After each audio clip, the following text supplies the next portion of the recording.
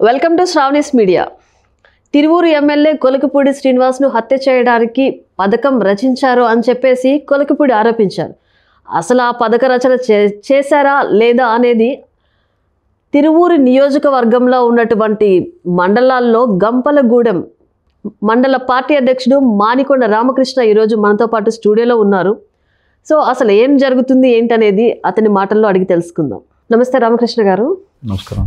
ఏంటి కొలికిపూడి శ్రీనివాస్ గారిని మీరు హత్య చేయడానికి ప్రయత్నించారంట, అంటే స్వయంగా ఎమ్మెల్యేనే ప్రకటించాడు, నిజమేనా అది? అది పచ్చి అబద్ధం అండి. మా శాసనసభ్యుల వారిని మేము హత్యలు చేసుకోవాల్సినంత అవసరం మాకు లేదు కదా. అసలు మనుషుల్ని చంపుకోవడం అనేది మా తిరువూరు కాన్స్టిట్యున్సీలో ఇంతవరకు ఎప్పుడు అలాంటి సంఘటనలు ఎక్కడ జరగలేదు. ఎమ్మెల్యే తనంతట తనే ప్రకటించుకున్నాడు కదా. ఆయన ప్రకటనలు అన్ని అబద్ధాలు, అవాస్తవాలు, అబద్ధాలతో అవాస్తవాలతో 1.5 years నుంచి మమ్మల్ని చాలా ఇబ్బంది పెట్టుకుంటారు. అంటే అతను ప్రకటించడం వరకేనా? ఏదైనా అతని ప్రకటనలకే ఉంటుంది తప్ప క్రియాశీలకంగా ఏమి ఉండవు. పనులు ఉండవా? పనులు చేసే పరిస్థితి ఉండదు. క్రియాశీలకంగా ఆయన ఫోటోల ముందు, మీడియా ముందు ఆయన ప్రతిదీ అబద్ధం. ఎక్కడ చూసినా ఇక అవినీతి ఆరోపణలు అవి తప్ప, అవినీతి చేస్తూ ఉంటాం. అవి తప్ప అతను వాస్తవాల్లో బ్రతికే మనిషి అయితే కాదు. అంటే ఓన్లీ ప్రకటించడం వరకు ఓకే, కానీ పనితనం ఉండదు. అది అందరికీ తెలిసిందే. అది మా కాన్స్టిట్యున్సీలో చిన్నపిల్లల నుంచి పెద్దోడు వరకైనా ఎవరైనా ప్రతి ఒక్కరిని అడిగినా కూడా చెప్తారు. అసలు ఏం జరుగుతుంది మీ నియోజకవర్గంలో?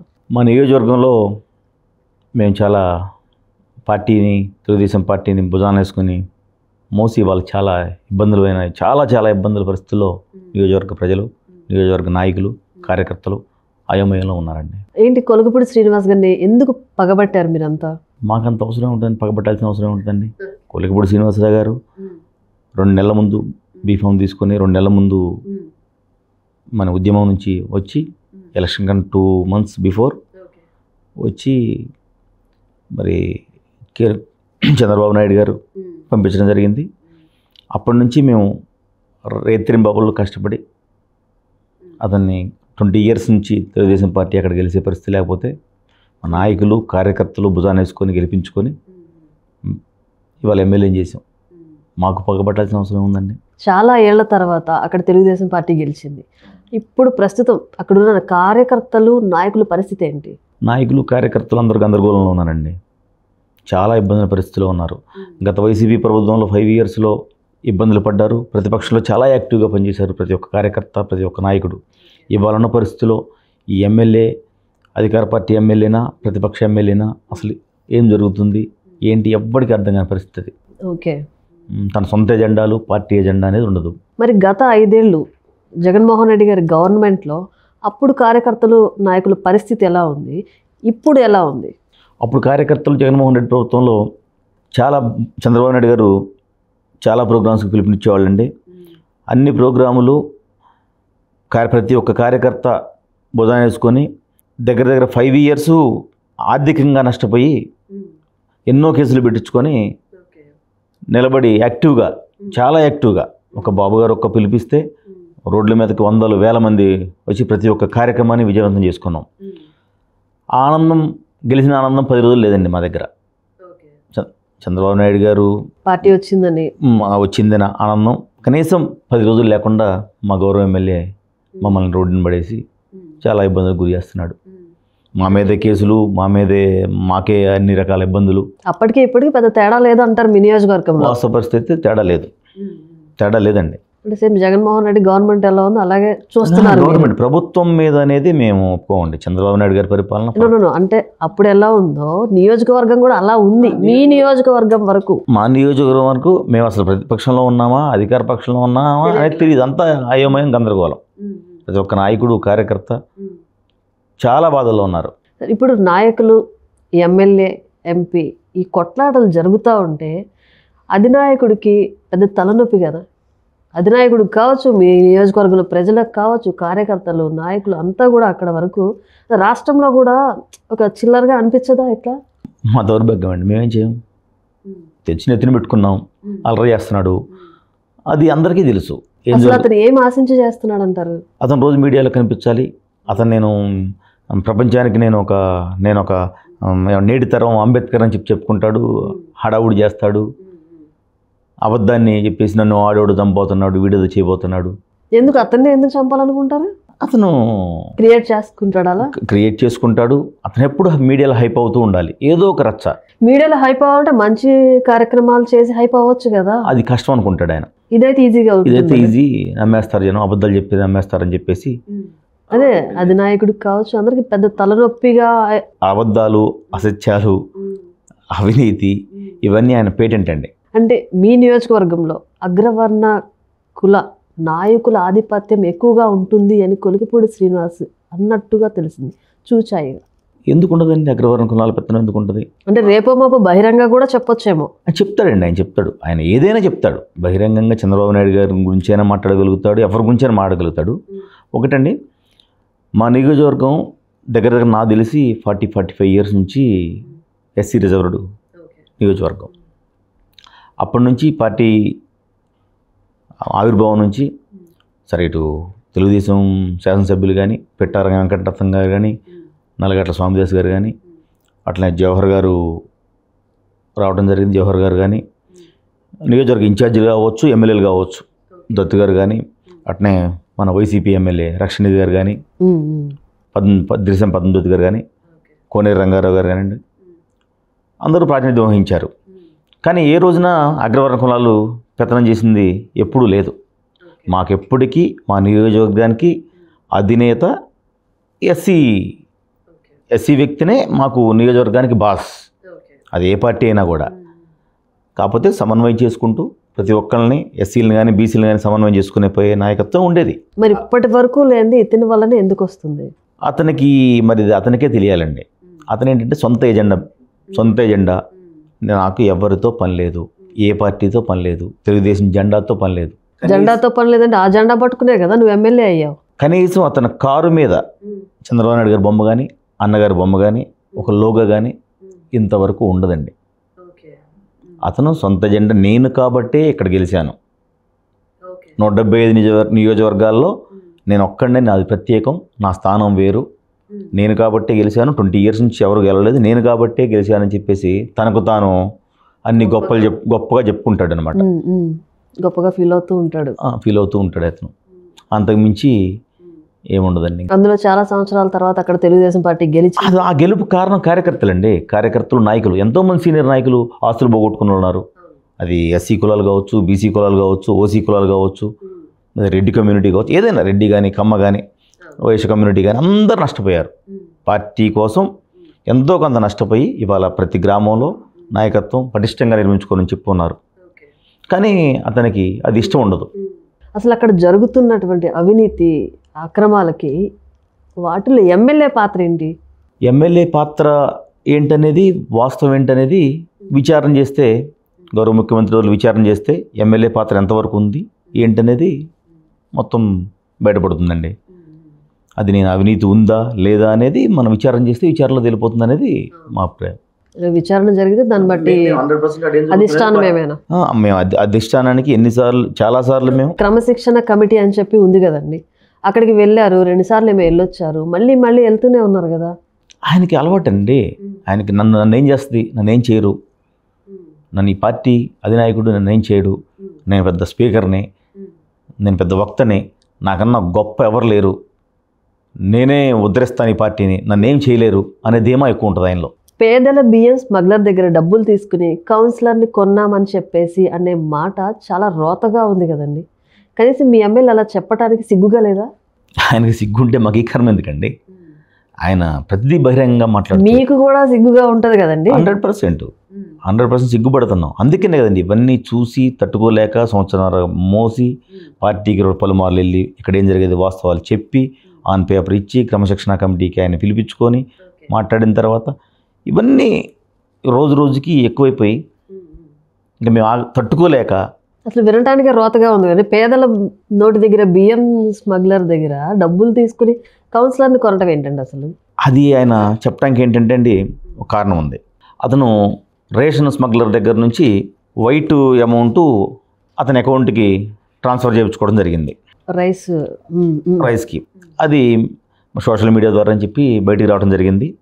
దీన్ని కప్పిపుచ్చుకోవడం కోసం ఆ అమౌంట్ నేను కౌన్సిలర్ కొనడానికి ఉపయోగించాను అని రేపు పార్టీకి చెప్పుకోవడం కోసం ముందుగానే తను ప్రకటించుకున్నాడు. ప్రిపేర్ అయి ఉన్నాడు. ప్రిపేర్ అయ్యి నేను కొన్నానని చెప్పాడు. అతను ఏం చేసినా ప్రతిదీ ప్లాన్డ్గా అబద్ధాన్ని ఎలా నమ్మించాలి, 10 days తర్వాత దాన్ని నిజం ఎలా చేయాలి అనేది ముందే 10 days ప్రిపేర్ అయి ఉంటాడు. 10 days తర్వాత దాన్ని అబద్ధాన్ని నిజం చేస్తాడు. ఫైనల్ గా నిజం చేస్తాడు. అబద్ధాన్ని నిజం చేస్తాడు, నమ్మిస్తాడు. మళ్ళీ ఆ తర్వాత 10 రోజులకి జనం తెలుసుకుంటారు, ఓహో ఇతను చెప్పింది నిజం కాదు, అబద్ధం అని. అలా పార్టీకి తీవ్రమైన నష్టం జరుగుతుంది. రేపు చంద్రబాబు నాయుడు గారు పిలుస్తారు, ఇట్లా చేస్తున్నావు ఇట్లా అని చెప్పేసి, అక్కడ కూడా ఇలా కవర్ చేస్తాడంటారా? కవర్ చేసుకున్నాడు కానీ చాలాసార్లు చంద్రబాబు నాయుడు గారు పిలిచారు, ఇప్పటివరకు చేశాడు, ఇప్పుడు మళ్ళీ కవర్ చేసుకుంటాడా? చంద్రబాబు నాయుడు గారు ఈసారికి పక్కాగా రిపోర్టు తెప్పించుకున్నారనేది మా నియోజకవర్గంలో నాయకులు కార్యకర్తలు అనుకుని, ఈసారైనా ఈ నియోజకవర్గానికి ఇతని చెర నుంచి కాపాడుకోవాలి, మనం వాస్తవ రిపోర్ట్ తీసుకోవాలని చెప్పేసి అందరం చంద్రబాబు నాయుడు గారిని ప్రార్థించుకుంటున్నామండి. అందులోనూ చంద్రబాబు నాయుడు గారు ఊళ్ళో లేరు, లోకేష్ గారు లేరు. కరెక్ట్ టైం చూసుకునే ఎందుకు ఇట్లా రచ్చబెట్టారు? వచ్చిన తర్వాత పెట్టుకోవచ్చు కదా ఇట్లాంటి పంచాయతీలు ఏమైనా ఉంటే. దానికి ఒక ప్లాన్ ఉందండి. ఆయన ఊళ్ళో లేరు కాబట్టి అప్పటికప్పుడు వెంటనే పిలిపించేవాళ్ళు ఎవరు లేరు కాబట్టి మళ్ళీ 3 days 4 days ఆగిన తర్వాత హీట్ తగ్గుద్ది కాబట్టి ఆ తర్వాత మర్చిపోతారు. ఓకే, అసలు కేసినేని చిన్నికి ఇతనికి కొలుకుపూడి శ్రీనివాస్కి విభేదం ఎందుకు వచ్చింది? కేసినేని చిన్ని గారు కొలుకుపూడి శ్రీనివాసరావు గారిని అన్ని విషయాల్లో, ఫైనాన్షియల్ విషయాల్లో అతను ఓన్లీ ఎలక్షన్ టైంలో కొన్ని విలేజ్లు కూడా తిరగలేదండి. అతను కొలుకుపూడి శ్రీనివాసరావు గారు చాలా విలేజ్లు ప్రచారం చేయాలి, టైం చాలలేదు, టైం సరిపోక. చిన్ని గారు అంతకన్నా 2 years ముందు సేవా కార్యక్రమాలు చేసుకున్నాడు. కాన్స్టిట్యున్సీలో ఏ నాయకుడు ఏంటి, ఎవరి పరిస్థితి ఏంటి తెలుసుకున్నారు. ఈ కొలుకుపూడి శ్రీనివాస గారు ఎప్పుడైతే స్థానికంగా ఇబ్బందులకు గురి చేస్తున్నారో అందరూ ఎంపీ గారి ఆఫీస్కి రావటం, ఎంపీ గారు ఇక్కడ నుంచి పనులు చేయించుకోవటం, పలుమార్లు రావటం, పనులు చేయించుకోవటం, అతను చేసే ఇబ్బందుల్ని చెప్పడం జరుగుతుంది. చాలాసార్లు అందరిని పిలిపించడం, మాట్లాడటం, మీరు శాసనసభ్యులు వారిని మనం గెలిపించుకున్నాం, 20 years అవుతుంది అక్కడ శాసనసభ్యులు లేక, మీరు అతనితో కలిసి పనిచేయాలని చెప్పేసి చిన్ని గారు చెప్పడం జరిగిందండి. బహిరంగానే చెప్పడం జరిగింది. అక్కడ మీటింగ్లో కూడా మీకు బాస్ ఎమ్మెల్యే నేను కాదు అనే ఎంపీ గారు చెప్పడం అంటే అది నాకు తెలిసి చాలా ఎవరు చెప్పరండి. ఆయన మంచితనమే ఈ గొడవల కారణం. అంటే తిరువూరులో స్థానిక వైసీపీ నాయకులతో కలిసి అవినీతి అక్రమాలు చేస్తున్నాడు అనే ఆరోపణలు కూడా వస్తూ ఉన్నాయి. ఆరోపణలు కాదండి, అవి వాస్తవాలు. ఆరోపణలు ఏం కాదు, వాస్తవాలు. తెలుగుదేశం పార్టీ నాయకుల్ని దగ్గర రానివ్వడు, వాళ్ళు ఆయన ఇంటి బయట గేటు దగ్గర ఉంటారు, వైసీపీ నాయకులు ఇంటి లోపల ఉంటారు. ఆయన అవినీతి ఏది చేయాలన్నా వాళ్ళని ఎంచుకుంటాడు, వాళ్ళతోనే ములాఖత్ అయి అతని పనులు చక్కబెట్టుకుంటూ సాయంత్రానికి ఆయన కౌంటర్లోకి అతని పని వస్తూ ఉంటాయి. మేము ఇలా చెప్పుకోవటం మాకు చాలా సిగ్గుచేటు. తెలుగుదేశం పార్టీ శాసనసభ్యుడి మీద మేము ఇలా చెప్పుకోవాల్సిన పరిస్థితి ఎందుకు వచ్చిందంటే, మేము భరించలేక, మా వల్ల కాక, ఇంకా ఇట్లా మాధ్యమాల ద్వారా, సోషల్ మీడియా ద్వారా అధిష్టానం దృష్టికి వెళ్తుందని చెప్పేసి ఇలాంటి వాడిని మేము ఎన్నుకున్నాం అని వేడుకుంటున్నాం, విచారణ చేయమంటున్నాం.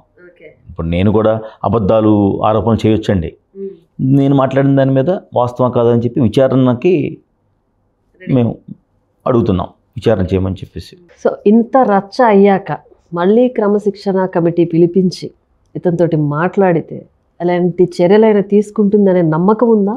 పార్టీ అధిష్టానం ఏ చర్యలు తీసుకున్నా మేము నాయకుడిగా, కార్యకర్తగా, తెలుగుదేశం పార్టీ నిబద్ధగల కార్యకర్తగా మేము ప్రయాణం చేయాల్సిందేనండి. అంటే ఇతన్ని కొనసాగిస్తారనే అనుకుంటున్నారా? అయితే ఎవరికీ లేదండి. ఇప్పటికే పడి ఉన్నారు, పడి ఉన్నాం. ఇప్పటికే పార్టీ మొత్తం నిర్వీర్యం అయిపోయిందండి.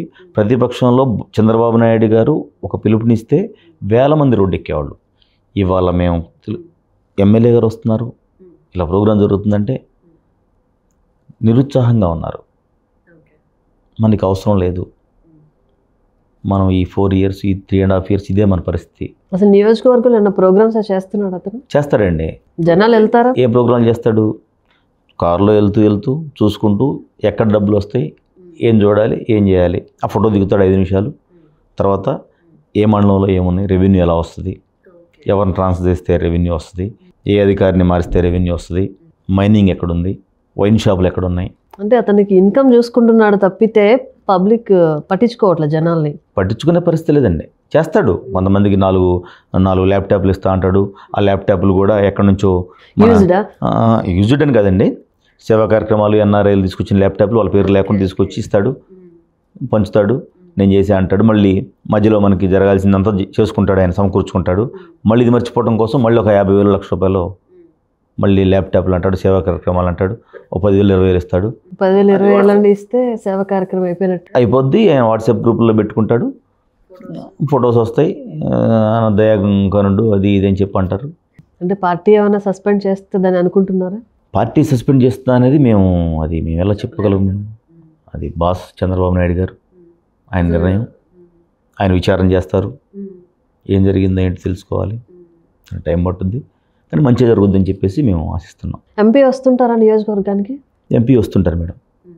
నియోజకవర్గంలో ఎమ్మెల్యే కన్నా ఎంపీ గారు చాలామంది కార్యకర్తలను పేరు పెట్టి పిలవగలుగుతారు. అదే ఆయన ఈర్ష. ఎమ్మెల్యేకి అదే ఈర్ష. చాలామందిని పేరు పెట్టి పిలవగలుగుతారు. అతని కమ్యూనిటీ, ఎస్సీ కమ్యూనిటీ కానీ బీసీ కమ్యూనిటీలో కానీ చాలామంది కార్యకర్తలు కేశినేని చిన్ని గారికి చాలా దగ్గరగా ఉంటారు.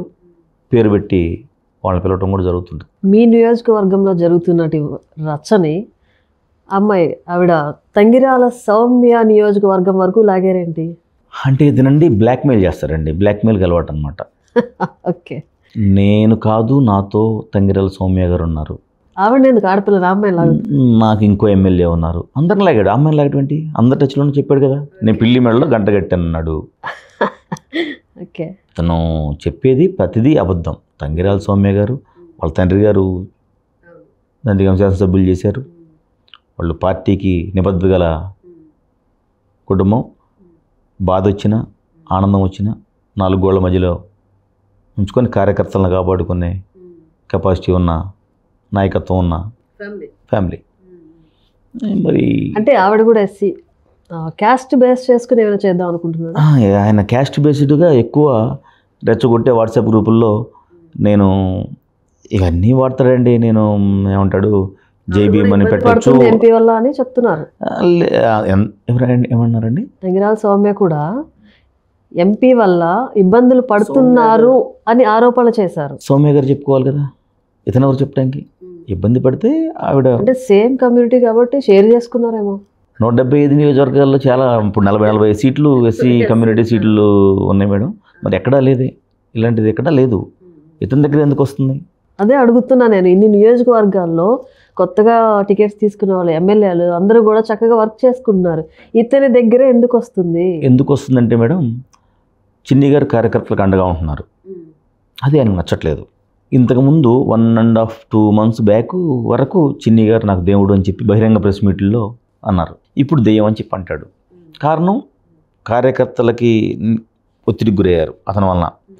మాకు న్యాయం చేయమని చెప్పేసి మమ్మల్ని అండగుండమని చెప్పేసి చిన్ని గారి దగ్గరకు వస్తుంటే అది తట్టుకోలేకపోతున్నాడు. ఓకే, మీరు ఎక్కడెక్కడ తిట్టినా కొట్టినా నా కాళ్ళ కింద ఉండాలి, మీరు ఇక్కడ ఉండాలి, నా లావాదేవీలు నేను వైసీపీ నాయకులతో చేసుకుంటాను, మీరు ఏది చేసినా మీరు బయటికి మాట్లాడటానికి వీలు లేదు, అది ఆయన నినాదం. దాంట్లో చిన్ని గారు ఇది కరెక్ట్ కాదు అని అన్నందుకు, కార్యకర్తగా అండగా ఉన్నందుకే ఇవాళ చిన్ని గారుని మీడియా ముందుకు వచ్చి అసత్య ఆరోపణలు చేస్తూ చాలా అడ్డగోలుగా ఒక శాసనసభ్యుడై ఉండి అలా మాట్లాడటం చాలా కలిసి వేసిందండి. అసలు ఇతనికి 5 కోట్లు ఇచ్చేంత స్తోమత ఉందంటారా? స్తోమత ఎలా ఉంటుందండి? ఆయన ఉద్యమంలో నా కూతురికి ఫీజు కట్టాలి, నాకు ఇంట్లో అద్దె కట్టాలి ఇంటికి అని చెప్పి చాలామందికి వాట్సాప్ గ్రూపుల్లో మెసేజ్లు పెట్టి 5,000 10,000 వేయించుకున్న సంఘటనలు అది బహిరంగ తెలుగు రాష్ట్రాల్లో తెలిసిందే. అది ఓకే, అప్పటికి 5 కోట్లు ఎలా ఉంటాయి? 5 కోట్లు ఉంటే నువ్వు 5,000 10,000 ఎందుకు వేయించుకున్నావు? నీ ఫోన్పే లిస్టు 2014 నుంచి. చిన్ని గారు అంత దిగజారిపోయి ఉన్నారా? 5 కోట్లు తీసుకునే స్థాయికి దిగజారిపోయారు ఆయన ఒక ఎమ్మెల్యే టికెట్కి? చిన్ని గారు తీసుకున్నాల్సిన అవసరం చిన్ని గారికి లేదండి. చిన్ని గారికి లేదు తీసుకోవాల్సిన అవసరం. ఆయన సేవా కార్యక్రమాల్లో నాకు తెలిసి 40-50 కోట్ల సేవా కార్యక్రమాలు చేసి ఉంటారు నాకు తెలిసి. మెడికల్ క్యాంపులు కానివ్వండి, అన్న క్యాంటీన్ నడపడం కానివ్వండి, విజయవాడ పార్లమెంట్ పరిధిలో లాస్ట్ 2 yearsలో చాలా చక్కగా చేశారు. అతనికి 5 కోట్లు ఆఫ్టర్ ఆల్. అక్కడ వరకు ఎందుకంటే మొన్న ఉత్సవ ప్రోగ్రాం, విజయవాడ ఉత్సవం అని చెప్పేసి ప్రోగ్రాం పెట్టేసి దాన్ని తన సొంత ఖర్చుతో చేశారంటున్నారు. సొంత ఖర్చుతోనే చేశారు 100%. అది అందరికీ తెలిసిందే. అది సో దాని గురించి మేము మొత్తం అందరికీ తెలిసిందే. అది ఆ స్థాయి వరకు మేము మాట్లాడేది. అద్దె కట్టలేని స్థాయి నుంచి ఈ సంవత్సరంన్నరలో అంత సంపాదించారా? అద్దె కట్టలేని స్థాయి నుంచి 5 కోట్లు ఇచ్చే స్థాయికి ఆ తక్కువ టైంలో అంత సంపాదించారా? అది అబద్ధం అండి. 5 కోట్లు అనేది అబద్ధం. ఏమన్నాడు, ఏదో 60 లక్షలు ఇచ్చాను, 3.5 కోట్లు ఇచ్చాను, అన్ని పచ్చి అబద్ధం. వాట్సాప్ స్టేటస్లు పెట్టారు కదా. అది వాట్సాప్ స్టేటస్లో అది ఆయన స్టేట్మెంట్ తీసుకురమ్మనండి లాస్ట్ 2 years. అది అబద్ధం, పచ్చి అబద్ధం. అబద్ధాన్ని నిజం చేసేలాగా 5 కోట్లు అంటాడు, 10 కోట్లు అంటాడు, నిత్య అంటాడు, వాట్సాప్ గ్రూప్లో పెట్టేస్తాడు. అది నిజమని నమ్మాలనుకుంటాడు. ప్రజల్లో పిచ్చోళ్ళు నమ్ముతారు కదా. నమ్మిస్తే ఆయన చేసింది అదేగా మేడం. ఉద్యమం అన్నాడు, ఉద్యమకారుడు అని చెప్పేసి మేమంతా మోసపోయి అతను తెచ్చి నెత్తిని పెట్టుకొని ఇవాళ ఈ పరిస్థితి మాకు. పొరపాటు చేసామనుకుంటున్నారా? వంద పాడండి. ప్రతి కార్యకర్త ఇవాళ కన్నీంటి పరిమితమై చాలా ఇబ్బందుల్లో ఉన్నాడు తిరువూరు నియోజకవర్గంలో. ఏంటి మనకి ఈ పరిస్థితి? 175 నియోజకవర్గాల్లో లేని పరిస్థితి ఇక్కడే ఎందుకు వచ్చింది? మనం ఎన్ని పోరాటాలు చేసాం? మన పార్టీ ప్రతిష్టని ఇలా బజార్ను వేసే పరిస్థితి ఎందుకు వస్తుంది? ఎందుకు చేస్తున్నాడు ఈ కొలికిపూడి శ్రీనివాస్? అతను ఒక్కడిదే కాదు కదా, నియోజకవర్గ ప్రజల కూడా పరువు ప్రతిష్టకు సంబంధించిందేగా. పార్టీని తీసుకెళ్ళి బజార్ను పెట్టాడు. ఒక టీవీ డిబేట్లో దారుణంగా మాట్లాడటం తప్పు కదండి. నీకు ఏదైనా సమస్య ఉంటే అధిష్టానం ఉంటుంది, క్రమశిక్షణ సంఘం 2 సార్లు వెళ్ళారు, 3 సార్లు వెళ్ళారు, ఇంకొక కావాలంటే మీకు మళ్ళీ వెళ్ళండి, చెప్పుకోండి, ఉన్నారు కదా. ఇప్పుడు క్యాస్టివేట్గా చూసుకున్నా కూడా వరలరామయ్య గారు కానీ వాళ్ళంతా పెద్దలు ఉన్నారు. వరలరామయ్య గారు లాంటి వాళ్ళు కానీ, చంద్రబాబు గారు, లోకేష్ గారు వచ్చేవరకు ఆగాలి, పెద్దలు చెప్పుకోవాలి. ఆగలేక డిబేట్లకి వాటికి వెళ్ళి ఇట్లా చేశారేమో. ఆయన ప్రతిదీ రచ్చ చేయాలి మేడం. ప్రతిదీ రచ్చ చేస్తేనే ఆయనకు ఆనందం. మీరు అన్నట్టు హైలైట్ అవ్వడానికి మీడియా హైలైట్ అవ్వాలి, రచ్చ చేయాలి. ప్రతి ఒక్కటి అందరినీ నేను దొంగని, అందరినీ దొంగని చేయాలి. ఇది ఆయన నినాదం. ఓకే, అందరికీ పోస్తాడు. ఆయనకు వచ్చింది ఆయన బురద అందరికీ పోస్తే ఆయన సాటిస్ఫైగా నిద్రపోతారు ఇంట్లో. ఎందుకు ఫస్ట్ టైం ఇచ్చారు ఎమ్మెల్యే, సో దాన్ని చాలా జాగ్రత్తగా యూజ్ చేసుకుంటే ఆ తర్వాత మినిస్టర్ లెవెల్కి కూడా వెళ్ళొచ్చు అంటున్నారు. మాకు అదే అర్థం కదండి. ఆయన ఉన్నత చదువులు చదివాడు, పిహెచ్డి చేశాడు. నాకు తెలిసి బహుశా మేము పెద్ద చదువుకోలేదండి. మరి ఆయన అంత చదువుకొని అంత విద్యావంతుడై ఉండి మేము అనుకున్నాం 100% ఆయన మంత్రి అవుతాడు. ఆ టీవీ డిబేట్లో చూసి మంత్రి అవుతాడు, మంచి వాక్చాతుర్యం ఉంది అని చెప్పి చాలా ఆశపడ్డాం. నియోజకవర్గం డెవలప్ అవుద్ది అని చెప్పేసి మేము చాలా ఊహించుకున్నాం. కానీ అంతటి విద్యావంతుడు మీ ఊహకి అందలేదు. ప్రత్యక్షంగా చూస్తే దానికి విరుద్ధం. చదువుకున్నా కూడా ఉపయోగం లేని చదువేనే మేము భావిస్తూ ఉన్నాం.